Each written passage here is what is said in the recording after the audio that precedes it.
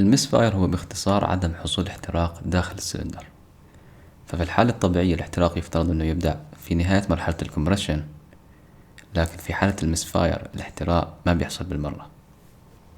طبعا هذا راح يؤدي الى ضعف اداء الماكينة وزيادة صرفية البنزين، وراح يؤدي الى رجة واضحة في السيارة، وتختفي الرجة هي نسبيا اذا زادت سرعة الماكينة. راح تشتغل لمبة التشيك انجن وتطفي بسرعة وتستمر على هالحالة طالما انه المس فاير عم يصير. وإذا صار المس فاير بأكثر من سلندر بنفس الوقت، الأثر راح يكون أكبر، واحتمال كبير أن السيارة تطفي لأن العزم قل.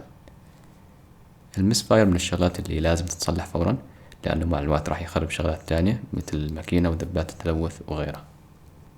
الأسباب اللي تؤدي إلى المس فاير هي تقريبا نفس الأسباب اللي تخلي السيارة ما تشتغل. فعشان تشتغل الماكينة لازم يتوفر عندي 6 شروط رئيسية. أولا، توفر البنزين بكمية كافية وتحت ضغط كافي.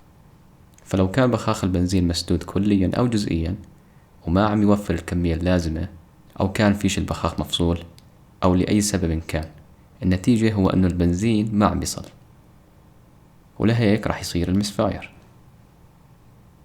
الشرط الثاني، لازم يكون عندي شرارة كافية.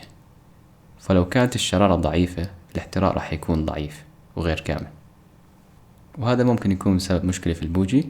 فلو كان البوجي قديم، أو كانت المسافة اللي هي الجاب غير صحيحة، أو مشكلة في الإجنيشن كويل، أو في الأسلاك والتوصيلات، كل هذا راح يؤدي إلى عدم وجود شرارة أو شرارة ضعيفة، وبدون شرارة يصير المس فاير.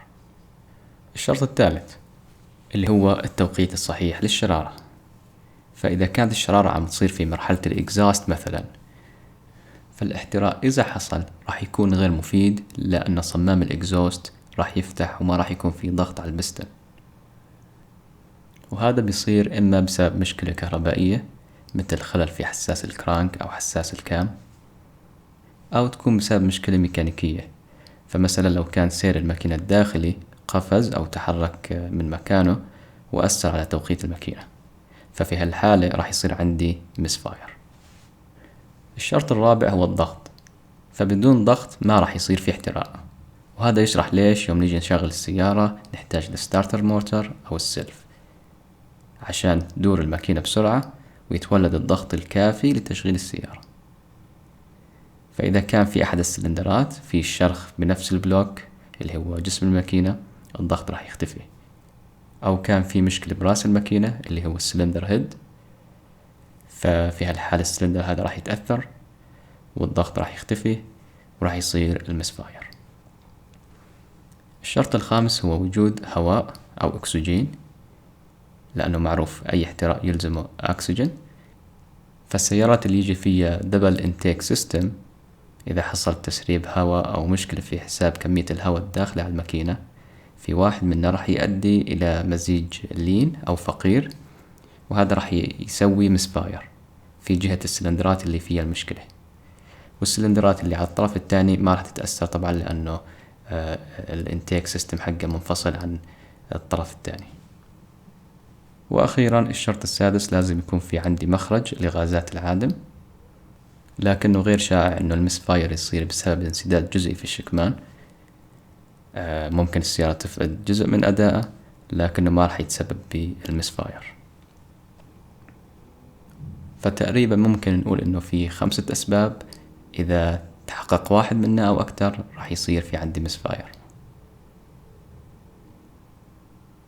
هلا إذا صار في عندي مس فاير راح تشتغل لمبة التشيك انجن مثل ما قلنا من قبل، وراح يخزن الكمبيوتر الأكواد الخاصة بالمس فاير. الأكواد هي دائما تبدأ بحرف البي للدلالة على أنه الخلل في الباور ترين. بعدين رقم 0، وهذا معناه أن الكود هذا ينطبق على كل السيارات وعلى كل الموديلات. بعدين رقم 30، وبعدين رقم السلندر اللي عم يصير فيه المس فاير. فإذا كانت المشكلة عم تصير في سلندر رقم 5، راح يكون الكود B0305. وطبعا إذا كانت السيارة 4 سلندر، الكود هذا مستحيل إنه يصير، لأنه ببساطة ما في سلندر خامس. وفي عندي كمان كود B0300، وهذا معناه حصول أكتر من مس فاير بنفس الوقت وبشكل عشوائي. فأحيانا الكمبيوتر يكون غير متأكد من فين عم يصير المس فاير، فلذلك يستخدم هذا الكود. وفي حالات ممكن يستخدم هذا الكود مع الكود الخاص برقم السلندر. ملاحظة أخيرة واللي هي إنه في حالة إنه المس فاير عم بتصير بسبب غير البنزين، ففي هالحالة راح تقدر تشم ريحة البنزين، وهذا راح يختصر عليك وقت في تشخيص وحل المشكلة. هذا كل اللي عندي بخصوص المس فاير. أتمنى أن الموضوع كان واضح، وشكرا على المشاهدة.